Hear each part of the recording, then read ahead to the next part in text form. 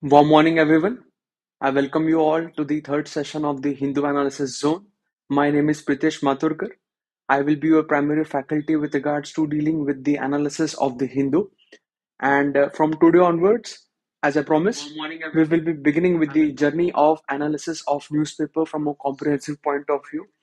And from today onwards, I will be giving you in detailed analysis of the articles as I have promised the day before yesterday and yesterday too.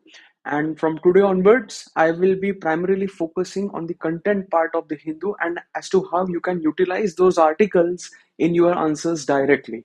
And all of these articles, all of the PDFs which you are seeing on the board behind me, all of these PDFs will be freely available to each and every one of you, those who are watching these lectures, and where they will be available and how you can get those PDFs that info I will give you in the end of the session.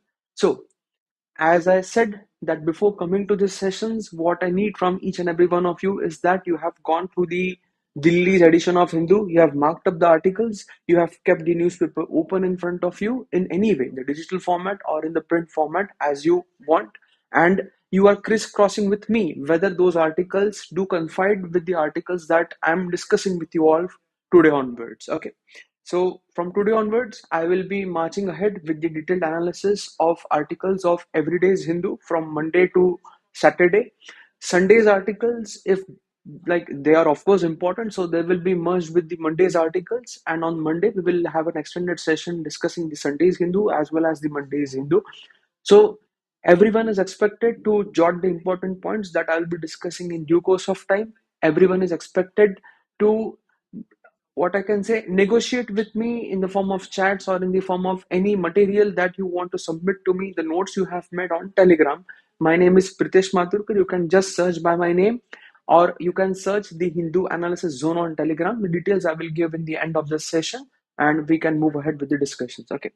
So the first article that I'll be discussing today from today's Hindu is that SC stays decision to squash on gutka and other tobacco items. Okay. So this is a very small side article on the states page of Hindu, page number 3 per se. But this article becomes very important from judicial activism point of view. Okay. Why this becomes very important from judicial activism point of view? Because health is a state subject. Okay. Health is a state subject. The state has been given the constitutional power to regularize this subject, but here SC has stayed upon the High Court's decision, so this article becomes important. So you can quote this article in the form of judicial activism, in the form of debates with regards to can health be given the concurrent status subject, because as it was evident in the pandemic too, it was rather the central support which was more pivotal for managing the pandemic. So there is an increased debate now whether health should be state subject or whether health should be a concurrent subject or rather health should be a central subject. Okay. So you need to remember these articles. You need to remember these articles as headline articles, and you need to remember these articles only from the purview of where is the point of confliction between the High Court judgment and the Supreme Court judgment. So if I start reading this article, so the Supreme Court on Tuesday stayed a Madras High Court's decision to squash the 2018 notification banning gutka and other tobacco products in Tamil Nadu. Okay, so the 2018 notification of the High Court, it was based on the order of Food Safety Commissioner banning sale, storage, and manufacture of gutka and other tobacco products.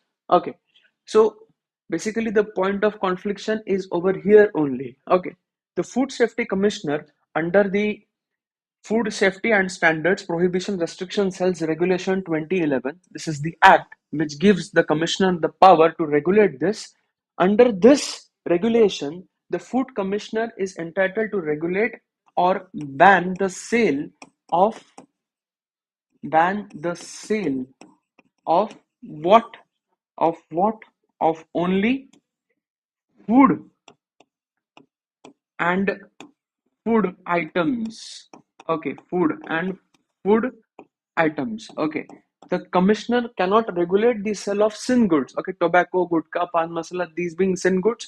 So this comes outside the purview of the food commissioner. Okay, so this is the point of confliction between the lawyers of the firms representing these brands and the state government. And according to Supreme Court, the food commissioner cannot issue an indefinite ban. He can issue a temporary ban on the sale of these, but he cannot issue a permanent ban over the sale of gutkas and pan masalas. So the point of confliction is three. Number first, that should health being a state subject, can Supreme Court have a um, rule saying in that India basically follows rule of law. So Supreme Court is the Supreme Court. You have to follow whatever Supreme Court says. So bone of contention between center and state with regards to health. Number two, the food commissioner issuing this order under the Food Safety and Standards Regulation Act 2011. So whether the food commissioner can issue a ban indefinitely? No, he cannot issue an indefinite ban. And the third thing, that this regulation covers only food and food items. This regulation does not cover sin goods. Okay. So please remember this article from this perspective, and you can quote this article in GS paper 2 as a part of judicial activism. You can also use this as examples in case studies too. Okay, case studies too. So make sure that you are getting the utilitarian value of this article. Okay, you are never allowed to skip such kind of article. So this was the first article which I thought is important from today's Hindu. Now I'm discussing the second article. The second article is rather very important article in present day times. Okay, so you all know that there is an ongoing civil war in Sudan. Sudan, basically North Sudan, North South Sudan. If I open up the map of Sudan for everyone, okay.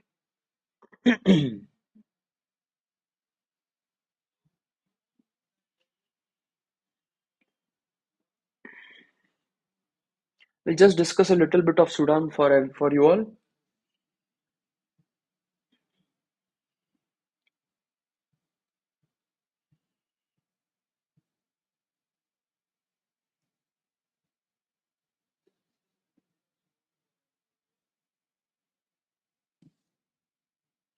Okay,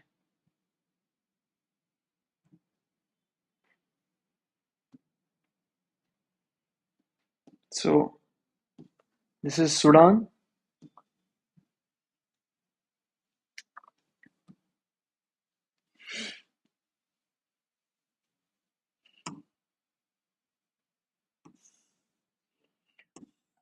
This is North Sudan, and this is South Sudan. Okay, North Sudan is very important in Africa's geopolitics because of three things. Number one, you have the two headstreams of Nile meeting at its capital. Okay, the capital of North Sudan, it is called as Khartoum. It is called as Khartoum. Okay, the two headstreams of Nile meet over here. This is called as Blue Nile, and this is called as White Nile. Okay, so Blue Nile and White Nile, they together meet at the capital of Sudan, that is Khartoum. And below you have Ethiopia over here. So Ethiopia is now constructing a huge dam on the biggest headstream of Nile, that is Blue Nile. So because of that, North Sudan has the propensity to go into agricultural distress, to grow into water distress. Hence, you are having increased tensions over there in Sudan because of the prospects of economic depravity. Second reason why Sudan is in very much news, because Sudan comes under the Sahara and the Sahel belt. Okay, if I'm opening up the map even more detail for you all. Okay, so if you see this belt of Africa,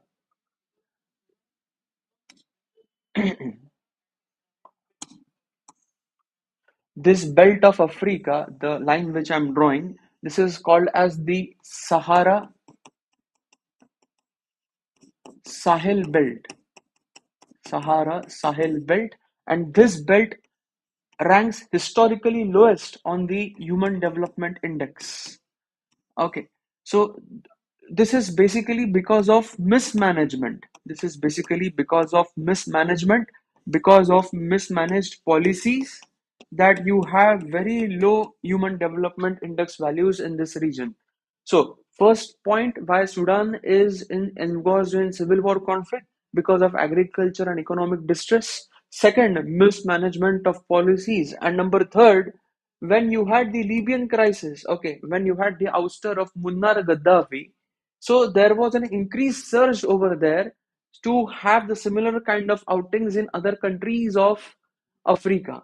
And this was again fueled by the Arab Spring, which started in the late 2000s, wherein you had the ouster of majority of the governments in the Western uh, Asia and in northern Africa, the Wana region per se. Okay, so this entire part of Africa is now engrossed in civil war, and you all know that in Sudan right now there are two factions which are fighting, and Africa is one of the continents where we have one of the biggest numbers of diaspora outside West Asia. So the government of India has launched a new rescue operation.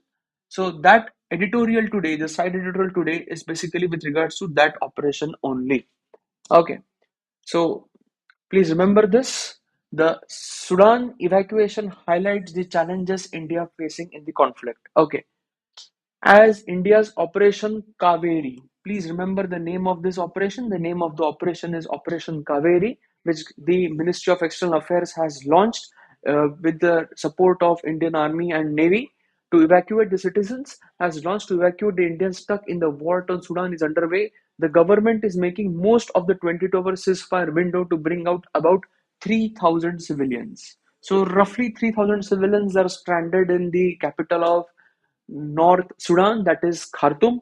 Okay, so there is a heavy fighting in Khartoum between the forces loyal to the head of ruling council, General Abdel Fattah al-Burhan, and General Muhammad Hameti. So these are the two factions which are fighting in Sudan per se. So don't need to remember their names, but just need to know that there are two factions. Both of them represent the army generals that fighting.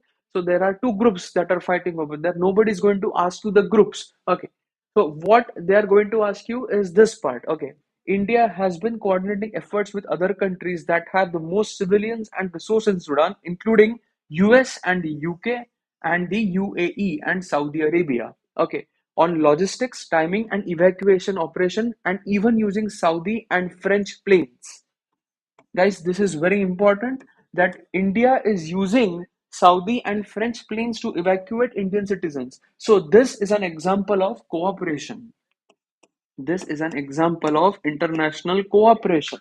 This is an example of brotherhood diplomacy, that the civilians who are being evacuated from the Khartoum, they are first being taken to French destinations. They are first being taken to Mecca and Riyadh. This morning only the first of those planes reached Saudi Arabia, and from there they are being brought to India. So this is an example of international cooperation per se. Okay. So what you are seeing on the board, you have to only read the highlighted. This entire PDF will be available to you freely. Don't need to worry with regards to that. So whenever I'm discussing the highlighted part, only that needs to be done. Okay, rest you can skip.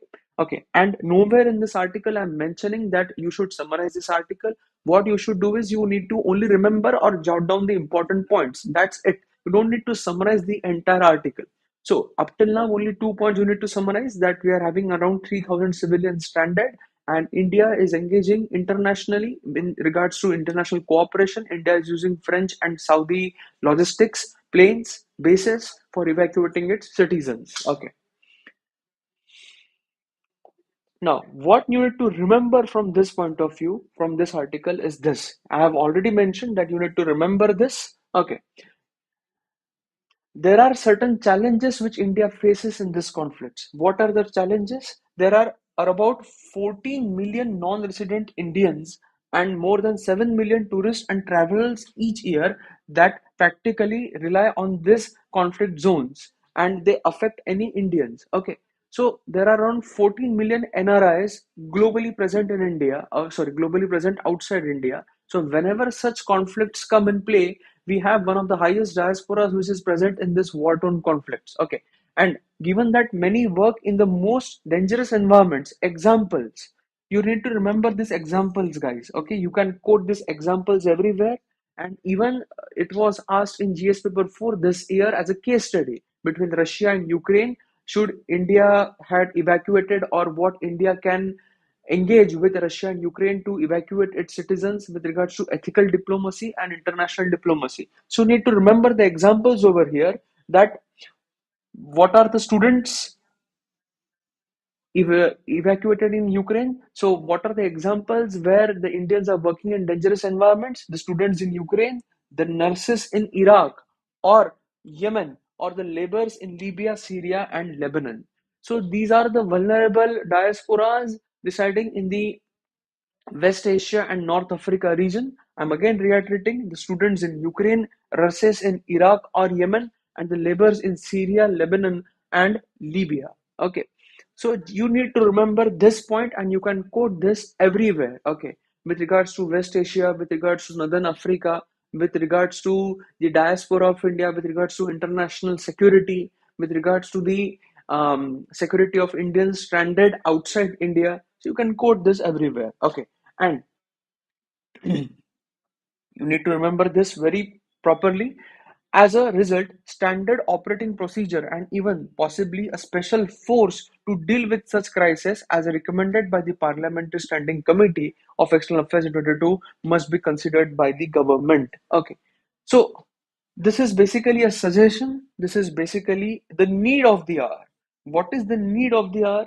That given 14 million NRIs in India, majority of them are in the war-torn conflict regions. Majority of them work in danger hostile environments. So what is needed in India, it is needed that you need to have a special standing force, a special force to deal with such crisis. Okay, there needs to be a separate arm of the forces which deals with this crisis and which can come immediately in action. Normally, the trend of flow is that Ministry of External Affairs, it first alerts the PMO then being the chairperson of the disaster rescue forces. So you have NDRF being coming into action, then NDRF cooperates with the army, with the navy, and then you have these rescue operations beginning.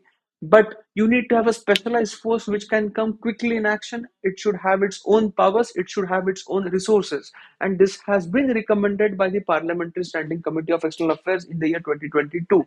So you can quote this info as to what India needs in such matters, what India needs this hour. Okay.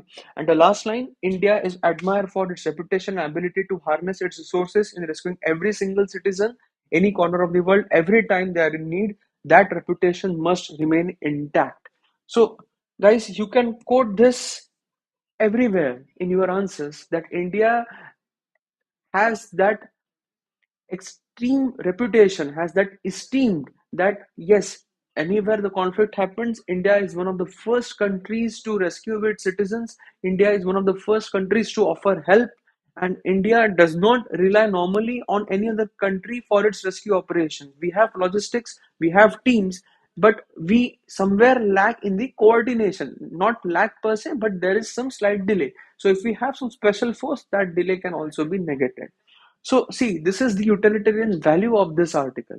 Today being the first session, hence I'm going slowly, I'm going step by step wise. So, what you need to remember from this article from utility perspective, number one, that we are having around 3,000 civilians stranded in Sudan. Sudan being a country which is engulfed in civil wars, three reasons: agriculture, economic distress. Number two, historically lowest ranking of SDI due to mismanagement of policies in the Sahara Sudan belt. And number three, post Arab Spring and the Libyan crisis, you have the civil wars now being engulfed in all the other parts of Africa. You even have terrorism. Okay, you have presence of Al Qaeda, you have presence of ISIS over there. Okay, roughly 14 million citizens of NRIs of India are working in dangerous hostile environments outside India. Majorly nurses in Iraq, Yemen, you have labor stranded in Libya, Syria. So these people, they do require assistance in the event of emergency. So there needs to be a special force coordinating all this. And India must ensure its reputation is intact and its reputation does not go down, rather it increases in due course of time. Okay, so this was the second article which was important from today's perspective, and this is the side editorial. This is not the lead editorial. Lead editorials were not important today. So rescue service. Now I'm discussing the most important article of today's Hindu. Uh, okay, before that, I'll be discussing a simple op-ed editorial of today. We'll discuss that article later on. The limited role of textbooks in history. Okay, this is an op-ed, the most important article I'll be discussing after this article. So you all know that there has been an omission of the Mughal history now in NCERTs. It has got it has caused quite a lot of stir. Okay.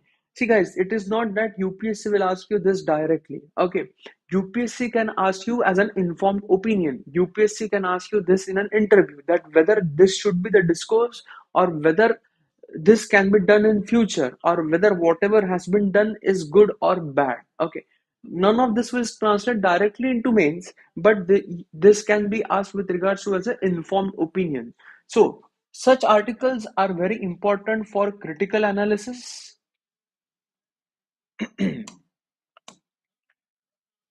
Such articles are very important for critical analysis, and they're very important for opinion forming. Okay, hence I have written over there, take note of only marked. Okay, whatever the highlighting, whatever I'm writing over here, these articles will be available to you as it is on the channel, as it is on the group. So don't worry. Okay, just follow whatever I'm telling and everything will be taken care of. Okay, so this article is very important from two perspectives. Number one, forming a critically informed opinion, and number two, the changing discourse of historical representation in textbooks. So this article basically argues that what is the role of textbooks in the education of children, what purpose does this solve, and what needs to be the future discourse of historical representation. So let's start reading this article. Okay, so in this article, the author actually argues that what is the role of textbooks in our understanding of history. So read this line. The role of textbook in our understanding of history is powerful but limited. Okay, why limited? Classrooms give a framework which we can use to view the events of the world. For instance, a school student of history will broadly know that the rule of Delhi Sultanate was followed by the rule of Mughals and then the British in Delhi. Okay. If we were to change these events means that if in the book it is written that British came first and then Mughals, then of course the children would know this, that this is wrong. Okay. So what basically the textbooks do for us, the textbooks paint the picture of history only as a timeline, only as a timeline. Okay, they don't focus on the consequences, they don't focus on the causes, they only focus on the timeline. So most of you, like not most of you, every one of you has gone through the school curriculum. So in school curriculum we are just given the timeline. Okay, this happened, this happened, this happened, this war happened, this war happened, and move on. Okay, so basically what is the purpose of this?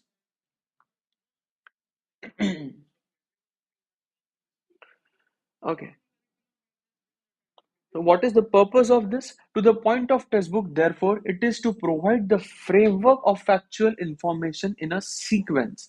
So there is just factual information which is given to you in textbooks in a sequential format. That's it. Okay, what we actually need basically in history, okay, what we basically need in history is to paint a good chronological event, is to give a good chronology of the causes of the socio-economic reasons which lead to particular things in history and how it is connected with us in the future. Because see, history is a continuous dialogue between the past and the present and the future, because whatever has happened in history, it has some consequences in the present, and the present is bound to affect the future. So it is a continuous dialogue between past, present, and the future. That is the true representation of history. So this author has beautifully printed out the evolution of historical representation. So in the 19th century, the history was represented by attached to military in history, the pain, brutality that would have accompanied the battles, invasions, or offer counts in terms like bravery, glory to distract the readers from destruction and the loss of lives. So, if you refer to 19th century history, the 19th century history is often given in terms of bravery, in terms of brevity, in terms of great battles won and lost. Okay, none of them talks about the heavy casualties, the heavy losses, the following socio-economic turmoil that happened in these regions. So 19th century historical representation was basically with regards to the longevity of wars, the great wars that had been fought. Okay, post in the 20th century, things changed. Okay, what happened in the historical representation is that people got a say in history. People got a say in the sense that the voice of people got a stage on the historical representation wherein the view of common man and the large and social economic forces rather than the leaders got a say in the history. Okay, so the hardships of local people, the hardships of common man came into the historical representation. Okay, this is with regards to the past 2 centuries only. Okay, I'm not talking with the historical evolution since the documentation of history that will become the part of history optional, that will become the part of philosophies. We don't need to know this. What we need to know is that what is needed in textbook curriculum and what has been put forward in the historical curriculum. Okay, so the way forward in this issue, the way forward in the representation of history should be, the road to this begins when students learn about history from a perspective that takes the focus of the individual or the dynasties. You should not focus only on the individuals, you should not only focus on the dynasties, and treat this subject as an evolving chronology of events. This is very, very important. What should be the future focus of history? What should be the future focus of representation? Or what should be the future discourse of NCERTs? That history should not be represented only as a sequential timeline. It should be represented as a evolving chronology of events. Evolving in the sense of what? Evolving Evolving in the sense of what? Okay, evolving means what? There will be some causes and there will be some consequences. And there will be some consequences. So you need to take historical representation from this point of view, that you should move ahead from the sequential listing of events to evolving chronology of events. That is the crux of this article, because the books, they only give you the sequential timeline, whereas what is needed in history is evolving chronology of events where you have some causes and they have some consequences, because remember, history is a continuous dialogue between past, present, and it is bound to impact the future. Okay, so this is one of the good articles wherein you can form an informed opinion of yourself, which you can utilize in mains, which you can utilize in essay, which you can utilize in ethics, and most importantly you can utilize in your interview mark. Okay, so now let's move ahead to the most important article of today's Hindu.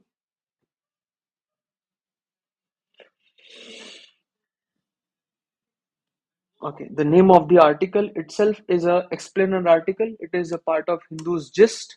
Okay, text and context page, understanding the temperature anomalies. Okay, and this is a 5-star article, guys. This you have to summarize the way I have told you yesterday, that you have to write down a main question and you have to write down the sub questions. So what this article basically pertains to, if we start reading, okay, global warming does not mean that each month or each year will be warmer than the previous month or the previous year.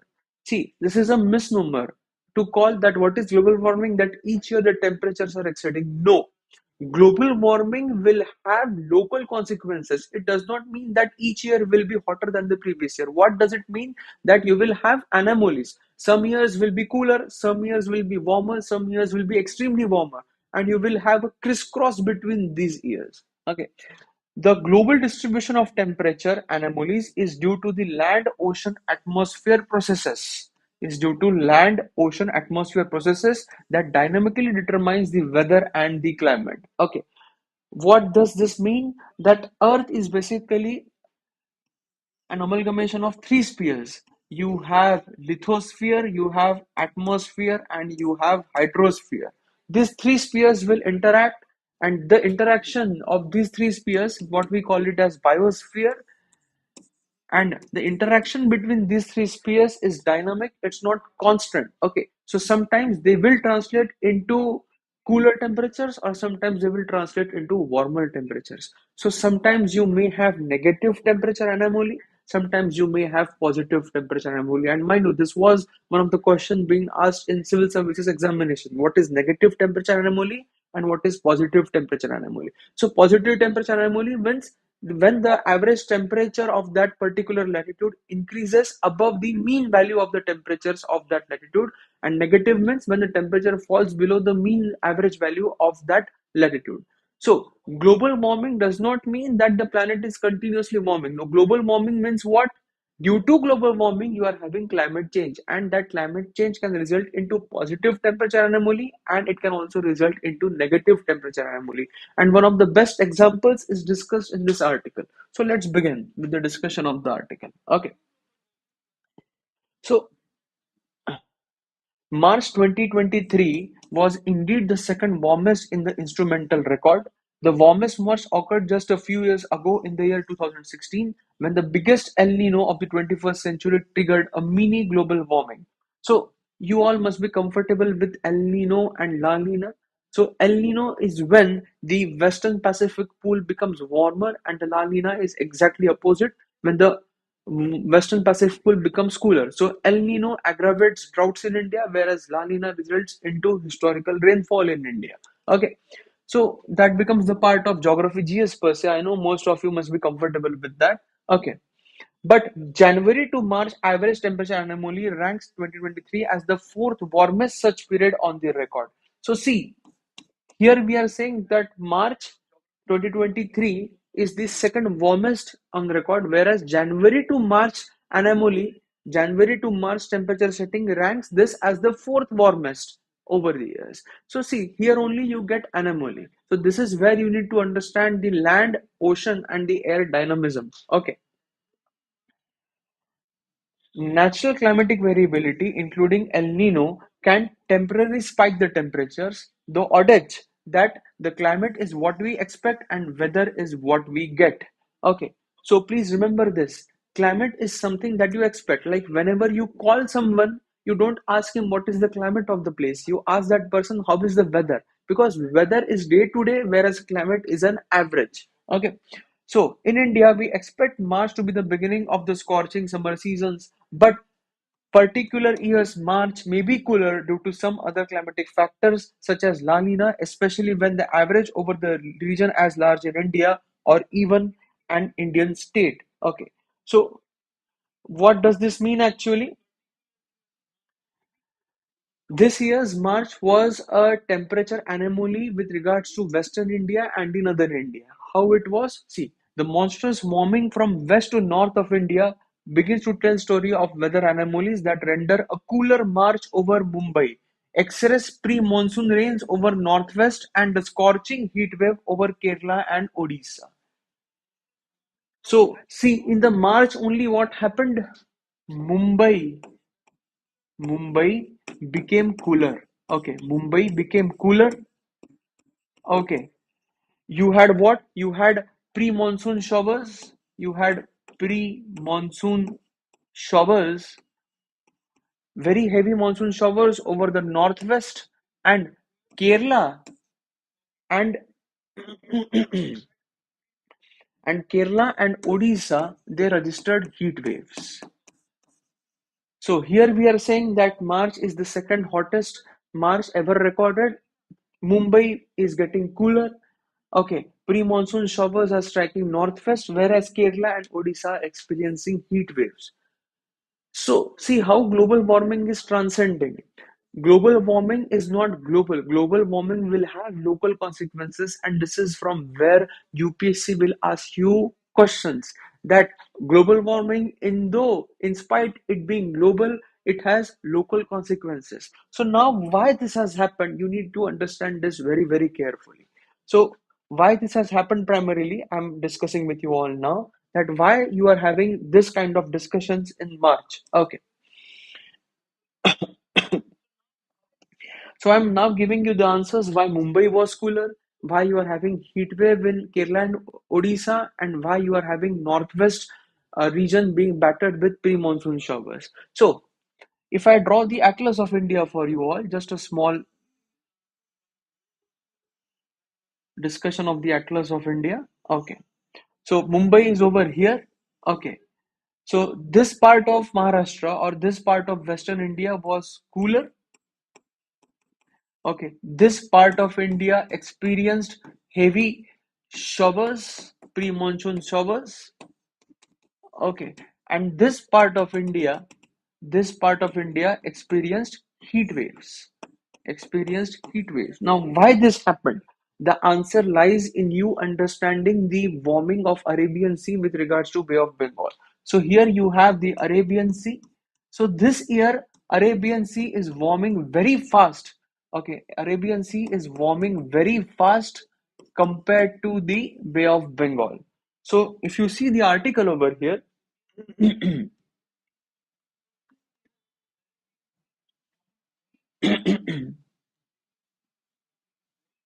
okay, let's just discuss over here only. So Arabian Sea is warming very fast compared to Bay of Bengal. So because of this warming, what is happening? All the winds are being pushed from south to north. All the winds are being pushed from south to north. And because of this, the hot winds that come from Afghanistan, the hot winds that come from the Pakistan plains towards Mumbai, they are subdued. Hence, Mumbai was lot cooler in March as compared to other places of India. Why? Because the Arabian Sea had warmed up. Because of this warming, you had winds which moved from south to north, and these winds they pushed up the hot winds that were coming from Afghanistan towards Mumbai. Okay, and these winds are brought by the jet streams. Okay, we don't need to go into details. You just need to remember this: that why Mumbai was cooler. Mumbai was cooler because of this shifting pattern of winds. Why you had intense pre-monsoon showers? Because the hot winds did not reach Mumbai, but the hot winds from Afghanistan and Pakistan they did reach northwestern India, and here you have Aravalis. So Aravalis they acted as orographic barriers, and because of this, you are having intense conventional rainfall, intense thunderstorm rainfall in the northwestern part of India.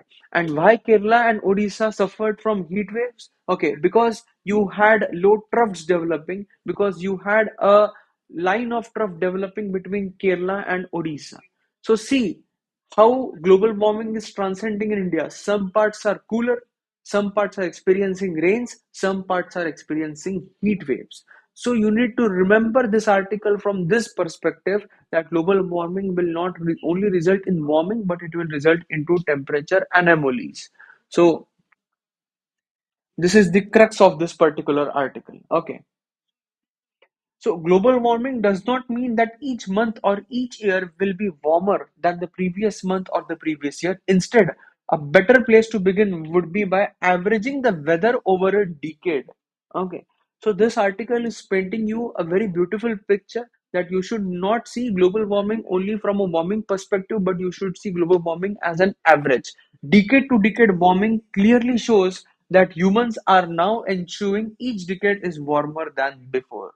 So, what you can comprehensively say when you do decade to decade analysis that yes, we are living in the era of Anthropocene. Humans are now causing global warming, and because of that global warming, the decade to decade temperatures are increasing. Okay, this is the most important paragraph of this article wherein we are discussing atmospheric telecommunications, and this can be asked definitely in prelims. Okay, so in just one article, you are having prelims based perspective as well as you are having mains based perspective. Okay, so please focus on this paragraph from prelims perspective. As with the temperature, precipitation anomalies for 2023 shows that the impact of warm March over Eurasia in the form of below normal precipitation. We know that reduced snowfall over Eurasian landmass has historically tended to favor a strong monsoon. Okay. So you are having less precipitation over Europe, you are having less precipitation in the form of snow over Europe, and this has normally favored strong monsoon over India. But as it happens, 2023 is expected to be a El Nino year, and El Nino tends to produce weak monsoons. So El Nino effect can get negated by the weak snow precipitation over Europe.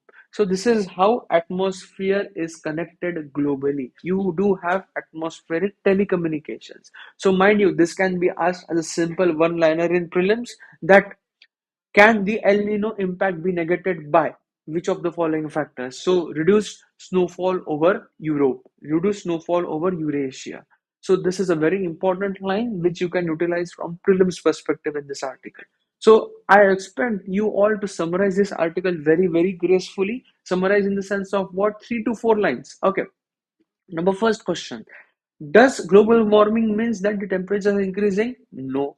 How? You can paint a picture of March 2023 with regards to India, Mumbai being cooler. Why? Because Arabian Sea warming, it is pushing the winds from south to north, and it has resulted into the warm winds which come from Afghanistan, Pakistan towards northwestern India. Hence, Mumbai remains cooler. Northwestern region, because of increased heat, you are having conventional rainfall, pre-monsoon showers, and Kerala and Odisha, they are experiencing heat waves. So, temperature anomalies. So, global warming will do what? Global warming will cause such temperature anomalies on a aggravated scale, on a expedited scale.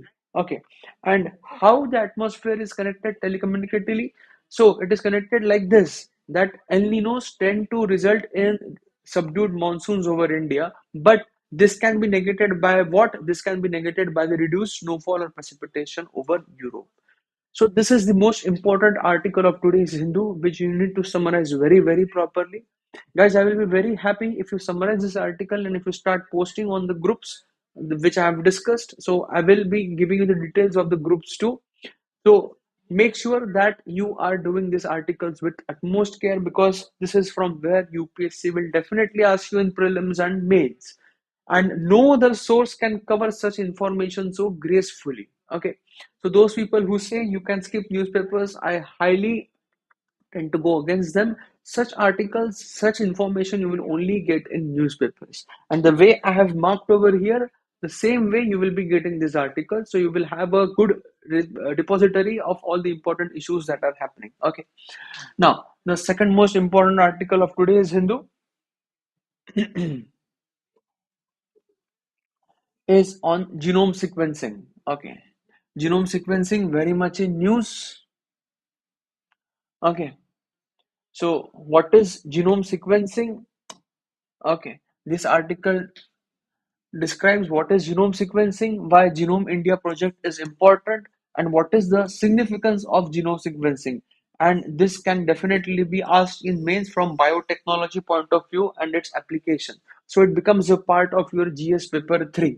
Okay, so let us discuss something with regards to genome sequencing. Okay.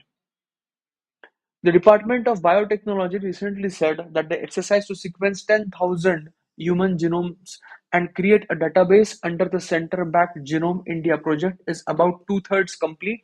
About 7,000 Indian genomes have already been sequenced, of which 3,000 are available for public access researchers. Okay, so what is genome sequencing? Okay, so you all know that the nucleus of your body cell contains DNA. Okay, and DNA is having a double helix structure. It's a double stranded form of double helix structure, and the DNA is made up of base materials. You have four base pairs. You have A, T, G, and C, wherein A only bonds with T and G only bonds with C. So if I'm considering the double helix structure, so you will have base pairs of ATGC. So you can have pairs like C. This is A. So A is only bonding with T. Below, just besides that, you can have G. Here you can have C. Just besides that, you can have T. You can have A. Just besides that, you can again have C. You can have G. So these four base pairs, they together form pairs, and they together form the entire gene expression, or they together form the genome. Okay, so the human genome is the entire set of DNA, deoxyribonucleic acid, residing in the nucleus of every cell of human body. It carries the complete genetic information responsible for the development and functioning of an organism. The DNA consists of double-stranded molecule built up by four bases, ATGC. While the sequence of the base pairs is identical in all humans, sequence in the sense that A will bond with T, G will bond with C, there are differences in the genome of every human being that makes them unique. Genome in the sense of what? How these base pairs are arranged in your DNA and what is the sequencing of this gene. Okay, so the process of deciphering the order of base pairs to decode the genetic fingerprint of a human being is called as genome sequencing. This is the definition of genome sequencing. I'm again reiterating the process of deciphering the order of base pairs to decode the genetic fingerprint of human being is called as genome sequencing. So you are decoding this pair, you are decoding this um, uh, arrangement of the pair. So if I decode this, so this is A, G, T, C. It is paired with T, C, again C, and sorry, this is paired with A and this is paired with G. So this is one of the gene expression from this particular part of DNA. Okay, so we are sequencing the entire DNA and we are letting out as a sequencing, and using this you can evaluate which is the faulty gene. So if we have evaluated, let's say, 10,000 genomes, we have sequenced 10,000 genes, and in that we are finding that 3 to 4,000 genes are having the same malfunctioning. It means that those 3,000 individuals are susceptible to one particular disease, they're susceptible to one genetic malfunction. So we can redo it. We can redo it by technologies like CRISPR-Cas9, which was asked in last year's prelims and the last year's before that too. Okay, so genome sequencing is very, very important, and you to remember this definition. The process of deciphering the order of base pairs to decode the genetic fingerprint of human is genome sequencing. Okay, and the first project was started in 1990. It was called as the Human Genome Project, and the latest version of the complete human genome with 20 was released in 2023 with just 0.3% of error margin. Okay, the process of whole genome sequencing made possible by Human Genome Project facilitates the reading of person's individual genome to identify the differences from average human genome. Okay, so what are the applications of sequencing? This is very important because biotechnology and its applications you have explicit mention in your GS paper 3 syllabus. So make sure that you are doing this properly. Okay. So what are the applications? Applications, you can evaluate rare disorders, preconditions for disorders, and even cancer from the viewpoint of genetics. So you can decipher what three things. You can evaluate rare disorders. Number one, you can reevaluate the preconditions, and you can even reevaluate dangerous diseases like cancers from the viewpoint of genetics rather than the diseases of certain organs. Nearly 10,000 diseases, including cystic fibrosis and thalassemia, are known to have the result of single gene malfunctioning. So, if you have sequenced the gene and you are seeing that, okay, this gene can malfunction, this is a faulty gene, and if you can cut the gene and you can replace it with a healthy gene, so the chance of you getting deadliest diseases like thalassemia basically wherein body does not accept iron in any format, so you are having low hemoglobin levels, so you can do away with such kind of diseases. Okay, and this article also gives one of the first practical uses was in 2014 when the scientists did sequence the Ebola virus, and using that they were able to understand how the Ebola virus attaches to human body and how we can develop vaccine against it. And the most recent example is that of sequencing of the COVID-19 virus. Okay, novel COVID-19. Okay, so in January 2020, at the start of pandemic, Chinese scientist Zhang sequenced the genome of novel pathogen causing infections in the city of Wuhan. And because of this, it was that the virologists began evaluation the sequence to try and understand how to combat the virus. Because as soon as you sequence the genome of the virus, you understand how the virus basically attaches to the human body. track the mutation variations, because as soon as you sequence it, you can understand the mutations of the virus and their intensity and spread and come up to with a vaccine.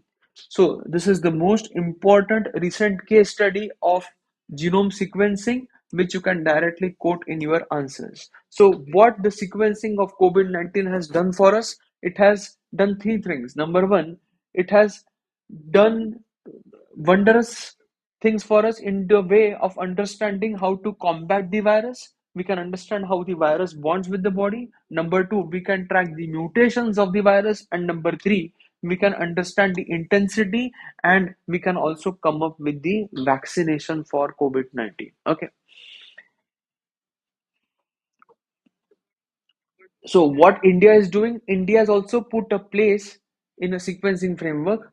Please remember this institute, the Indian SARS-CoV-2 Genomics Consortia. Okay, in SOSAT, this consortium of labs across the country was tasked with scanning coronavirus samples from patients and flagging the presence of variants known to have spiked transmitting internationally. Okay, as of early December, InsoSAC has sequenced about 1 lakh samples. So please remember this name, Indian SARS-CoV-2 Genetics Consortia. Okay. And what is the Genome Project? India's 1.3 strong billion population consists of over 46,000 population groups, many of which are endogamous. Thus, India's population harbors distinct variations. Distinct variations means what? We are having roughly 46,000 population groups. So just imagine the genome sequencing data which we can generate in India. Okay, with disease causing mutations being amplified with some of these groups. So if you have some groups which are particularly vulnerable to sickle cell anemia, if you go to Jharkhand and Chhattisgarh, their sickle cell anemia is heavily prevalent. Okay, if you go to the northeastern state, the seven sister states, so in women particularly you have cancer, in men you particularly have diabetes. So how this is happening, all of this can be decoded if you do away with the genome, do not do away if you do the genome sequencing. Okay, creating a database of Indian genomes allows researchers to learn about genetic variations unique to India's population groups and use that to customize drugs. This is the most important application in India. Customization of drugs. Customization of drugs. Okay. Please make sure that you are getting this properly. Customization of drugs. So this is another very important article from today's perspective, wherein we discussed what is human genome sequencing, what are its application, and what is its future scope in India, and the recent case study of sequencing the COVID-19 virus. So this can be asked in prelims, this can be asked in mains too, and you can also have a interview formulation from this particular part of it. Okay. So the second most important article today. Okay. The next article is rather an article which is with regards to the safety and the security net of gig workers. Okay. So you all know that in the COVID-19 pandemic, you had an increased pressure on the gig workers like the online food platforms like Zomato and Swiggy, and they didn't have any social security net. So government did pass some labor codes in the previous 2 years wherein they were entangled in the social security net. But the debate is whether just getting them in the social security net is making them available the benefits that are there. The simple answer is no. So this article basically highlights two or three important parameters, so let's discuss. Okay, the labor codes passed in 2020 acknowledged gig workers as the new occupational categories in making, in a bid to keep India's workforce secure as it embraces new kinds of work. So, but the question is whether these codes have enabled workers to ask the pay they were promised. Okay. So, like the Swiggy workers or Zomato workers, they are now under the gambit of labor codes. But has their life improved? Are they entitled to the increased pay? Do they have the option of moving to the court? Do they have some legal rights with them that if they are not getting paid, if they are getting overstressed, if they are working beyond the working hours, do they have a remedy for that? The simple answer is no. Okay. So this is one of the most critical analysis of that particular thing, but you can quote this in your answers. Like if you have the question coming in mains with regards to the safety and security of the gig workers or the gig platform workers, so you can have a detailed discussion with regards to that. So gig workers, platform workers, these are the different acronyms for this. Okay, so there are three new labor codes passed by the parliament, acknowledge the platform and gig workers as new occupational categories in making in a bid to keep this young India's workforce secure as it embraces new kinds of work like delivery in digital economy. But do these codes let workers ask for the pay procedures? No. Why no? The answer is given over here. Okay. Platform delivery people can claim benefits but not labor rights. Okay. So you are entitled to claim benefits, but you are not entitled to claim labor rights. Benefits in the sense of what? That you can be entitled for fuel subsidies, you can be entitled for money with regards to providing motor vehicle insurance, providing medical facilities, but you are not given labor rights.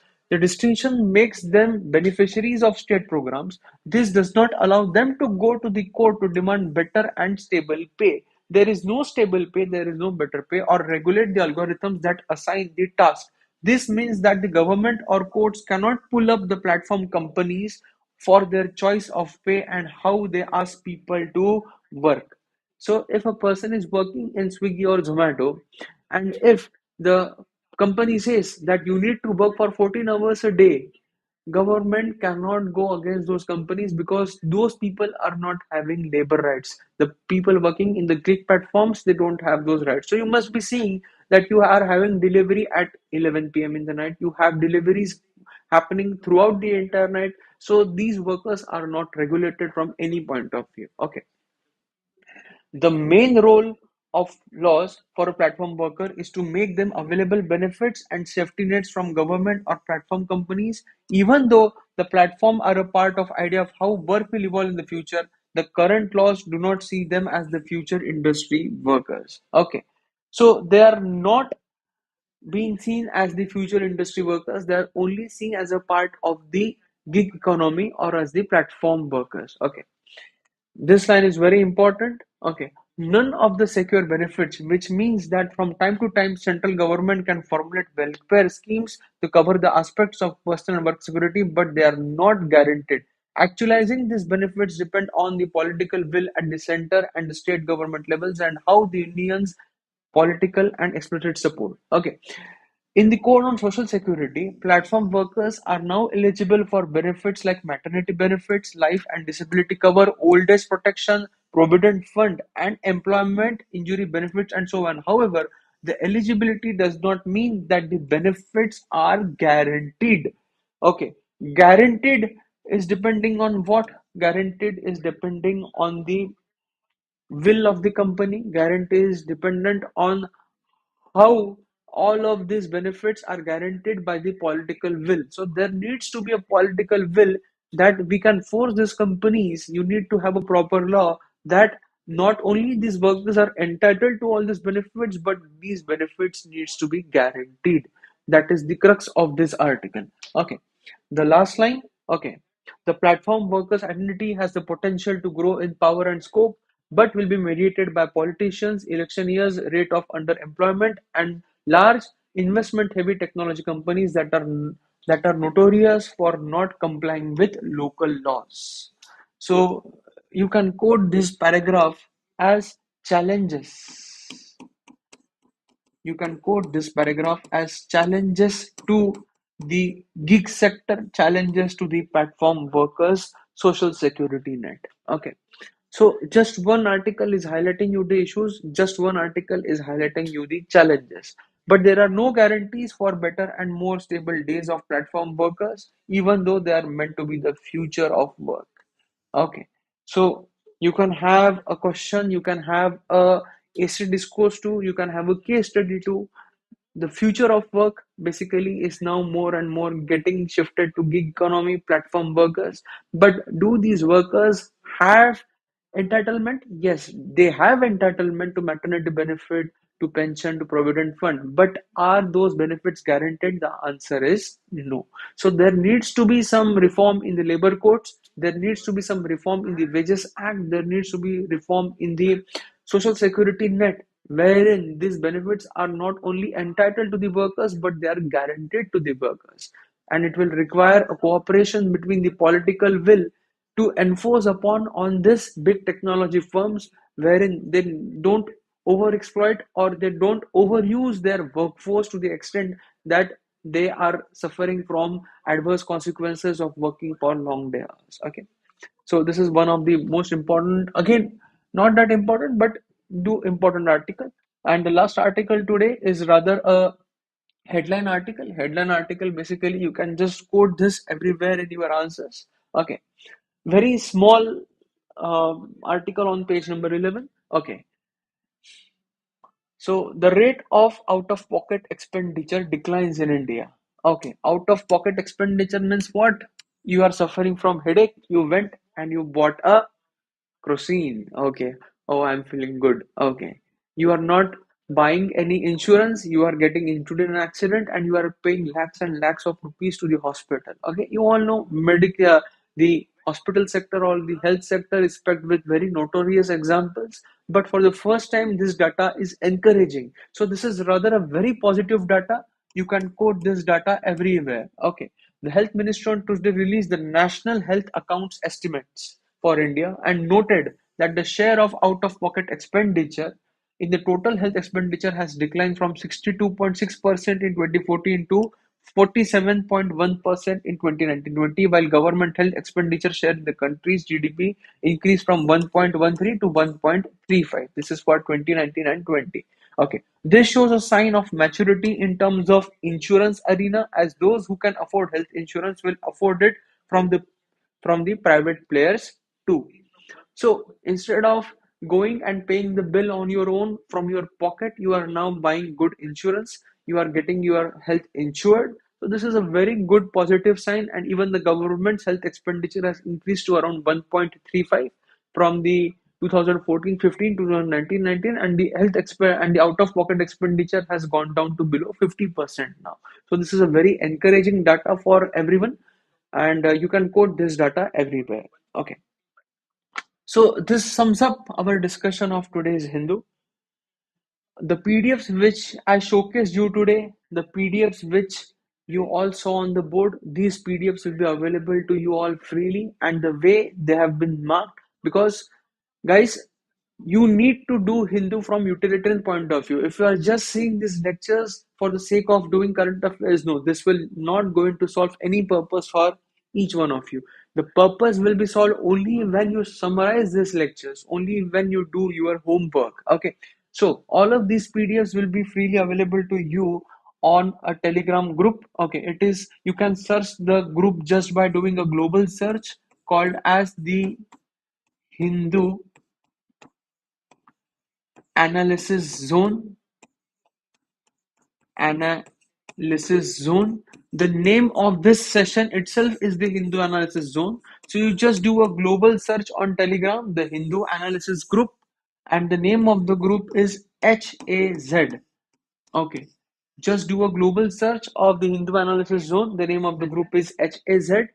If you are not comfortable, so just see the thumbnail of this particular lecture, the Hindu analysis zone, wherein I will be putting up all these PDFs from today on a daily basis. So after seeing this lecture, please see through the PDFs, the articles which I'm asking you to summarize, please summarize from there itself. Maintain 4 file folders. You all will be comfortable with that. Okay. So I guess this session was of great utilitarian value to everyone, and we will continue in this way for eternity now, till the time you clear your prelims, mains, and finally you get a good all India rank. Okay. So thank you.